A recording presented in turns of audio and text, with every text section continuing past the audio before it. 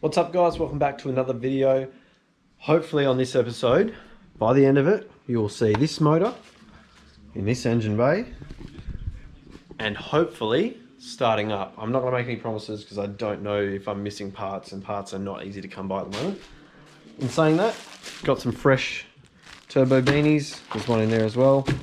Got a fresh rear main seal which I'll put on before the clutch goes on, and I've got some fresh spark plugs as well. So I've got a lot to do. There's a long weekend, so that makes things a bit easier. Have some extra time up my sleeve because I am still working despite all the coronavirus and whatnot. First, let's get the sump on this though. The first thing before I go ahead and put the sump on is put the baffle in, make sure there's no muck or leftover stuff from the rag that I cleaned it with. Put these bolts in.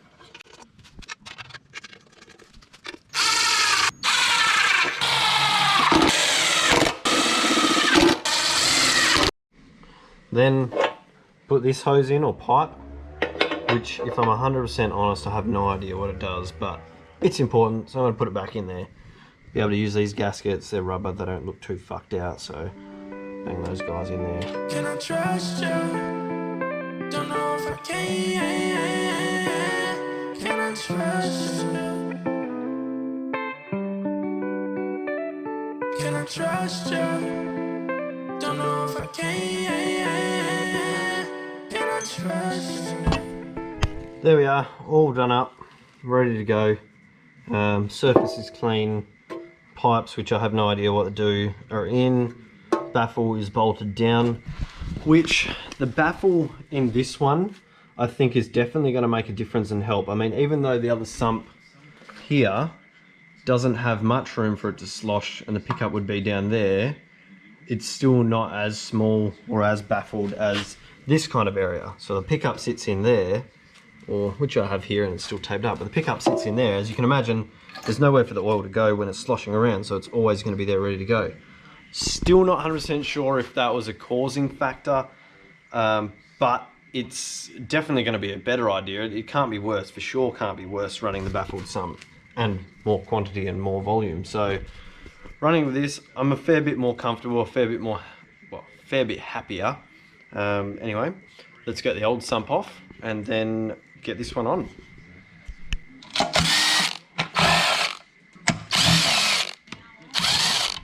Old sump off.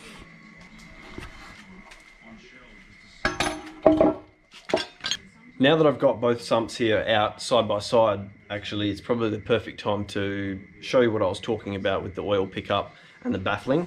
So as you could see, like I was saying before, the oil pickup goes in here. If I get sloshing movement, there's always going to be oil trapped in this spot, so it's always going to have pickup, always going to have oil there, which is a good thing. This one, now you can see, this is where the oil pickup would sit. As you can imagine, if oil's sloshing from side to side, there's nothing trapping it there. Therefore, if I do get a big enough movement from side to side and the oil sloshes enough, it could starve the pickup. I'm not saying, and I don't know if this was 100% the reason for the failure. It would have definitely, I think, in some way or another contributed. If not to the failure, it would have contributed to a shorter life expectancy of the motor. It wouldn't have completely starved it, but I'm sure there would have been times where it sloshed away and didn't have as much pickup as it could have had. So I definitely think that was one of the issues. So this will solve that. I can run the full size sump. I'll tip them on their side so you can actually see the difference in volume as well of how much I would have lost. That's not going to sit that well, but you can see there now quite clearly how much I would have actually lost by having this section here cut out. So I'm happier about that. I'll run this sump. I'm going to be a little bit more confident, and then we'll be able to cross off some of the other issues that I've been having, or that I may have been having, because I'm still not 100% sure, but we'll move on to that next. All right, ready to put the sump on. Got the torque wrench set. Pickup is on. Everything's ready.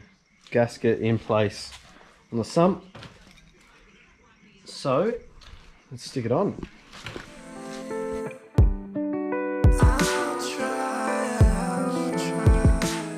So I always do them all up hand tight first. That way everything's going to be located okay.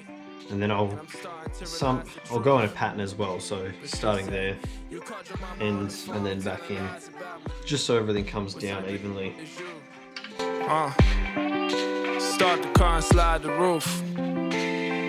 Yeah, the speed limit, I'm way under on the freeway. It's some Adidas slides in the orders tee I got on eBay.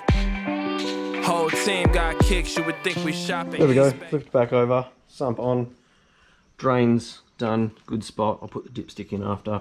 Probably start even putting the engine mounts on over here somewhere, get them on. Next, I think though, will be manifolds, and then put the turbos on there. That way I can start hooking up the turbo drains and the turbo feed lines, which the turbo drains are in almost the exact same spot, so I'm not going to have any problems there. They'll just hook straight on and away we go. Surfaces aren't too bad. I'll give them a quick wipe back and rub back with some memory paper and some brake and parts cleaner. The heads themselves on the motor, actually pretty good. They've been taped up for the most part, I think, so gonna run just some brake cleaner over it, give them a bit of a wipe down, make sure those gaskets seal up properly, and then get those on next.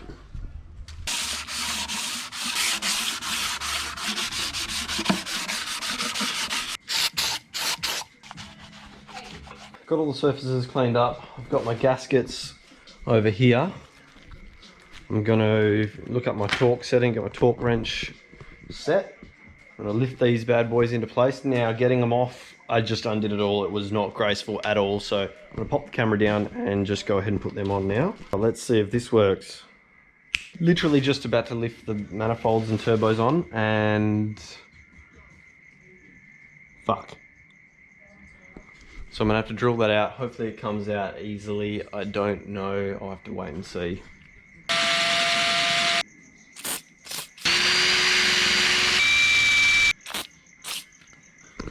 This is definitely gonna hurt my COD time. Here we go, all re-threaded and happy days. I think I saved this one. I don't have to run a helical or anything like that, so that'll be good, but it'll be a job for tomorrow now. That's all fixed up, so let's try this again. On and done. And put it on the crane. Got the rear main seal in, and then it's just time to put the clutch on and then drop it into place. I gotta replay memories of the people in my life that I appreciate. I'm trying not to lose my mind. I'm trying not to lose my temper. I'm trying not to lose no time. Time and time again, I'm slipping in and out of daydreams. Trying to see below the surface in an X-ray beams. Getting signs from God, but usually I don't know what they mean. I don't understand why they make these red or coloured, because you never see them. The only time you see them if something's gone horribly wrong and you're having to pull it out. Which is all the time for me. I get it, that's why they make it red though, so that I can see it all the time. Anyway, I'll get this done and stick it in. Sometimes I get worried about the future, baby. Sunshine in my window, really elusive lately. Sometimes I get worried about the future, baby. Sunshine in my window, really elusive lately. Pretend like I don't worry when I do. Already having dramas, I knew this was going to be the case, but when I test fitted it before, the clutch wasn't on, so the input shaft is about that far out from just popping past the fingers to slide in where I need it. When I took it out, obviously it was a bit of a don't care, pry bars in there and pop it out. I care a bit more this time, but I think I can move the box up a little bit more and get it to just pop past that thing, so we'll see how that goes.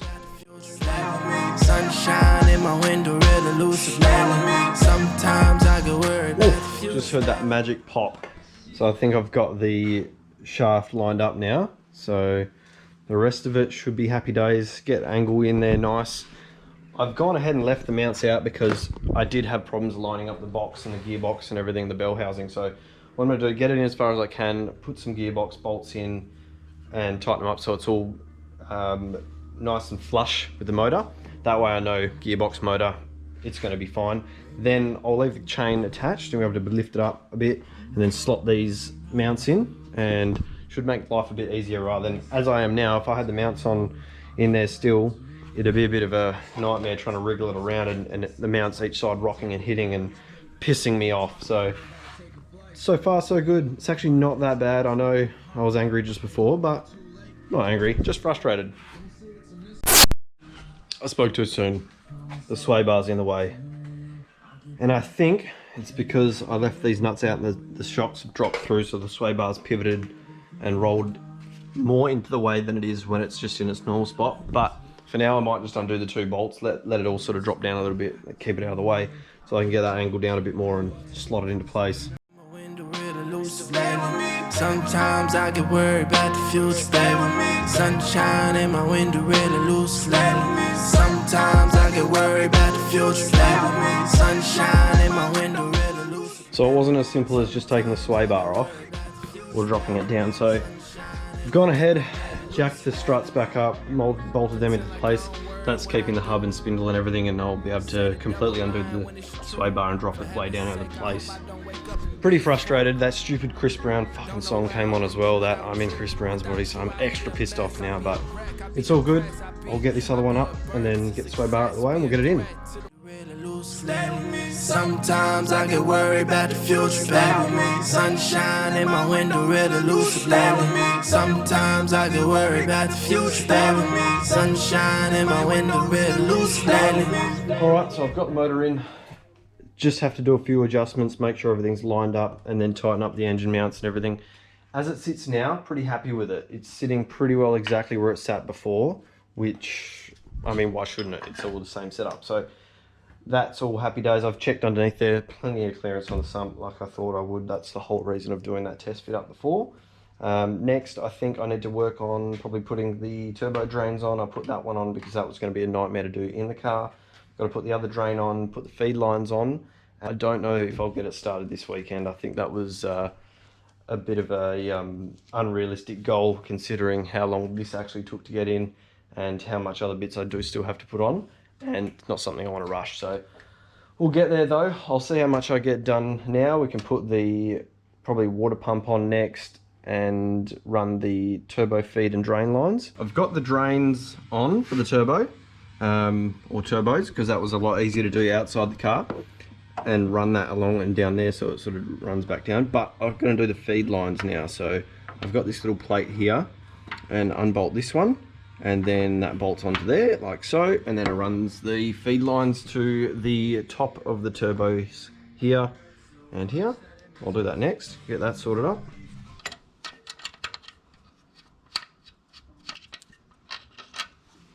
So on we go with this. Yeah, it feels nice, cool. Got that there. Sweet, I'll get about a 1/16 of a turn each time. Cool, this is gonna go hell fast. Anyway, I'll skip that being done and I'll put the top ones on next. Okay, all done up, and they run up here. I've got the silicon sleeve because they do run quite close to the turbo and whatnot, so it sort of sits up there, loops around up on top. So that one goes there, the other one runs along here and on top here.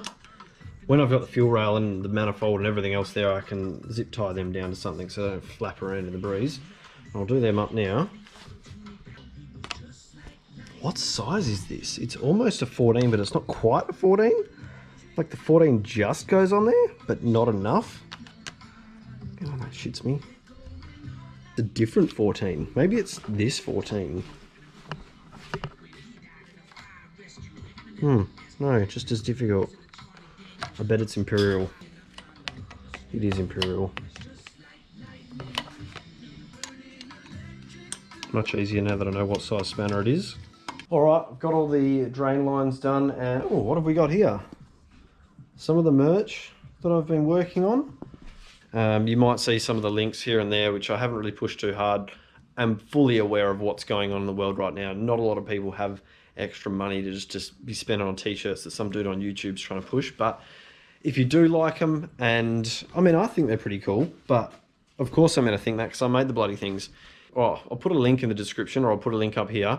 I'll try and use a discount code COVID-19. We'll see if that works, and I'll try and do a pretty heavy discount on them. I mean, I think they're already reasonably priced, only $30 Australian, but I'll try and knock that down a bit, try and move some of them out, you know, get the name out there a bit. It all helps. All right, light test 72. Yeah, I don't know. Anyway, guys, you're gonna have to work with me. I'm doing it in a shed at night time. It's not a bloody studio, so I'm doing what I can. Anyway, that about wraps up this episode. I've got the turbo lines done. That's all happy. All I have left is accessories and wiring. So hopefully in the next one, you'll see, I'll go through a bit of that, but then hopefully you'll see this thing fire up for the first time. Apart from that, we'll see you in the next episode.